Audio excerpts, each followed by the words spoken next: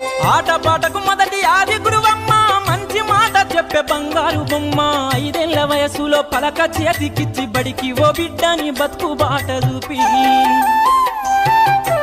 ఓనమాలు నేర్చి 1, 2 చదివి వయసుతో పాటు చదువు పెరుగుతుంటే ఎదిగిన కొడుకును కళ్ళ చూసుకుంటూ కడుపు నిండినంత సంబరపడుతుంది. టీచరో గొప్ప డాక్టరో కలెక్టరో కావాలనుకుంటది.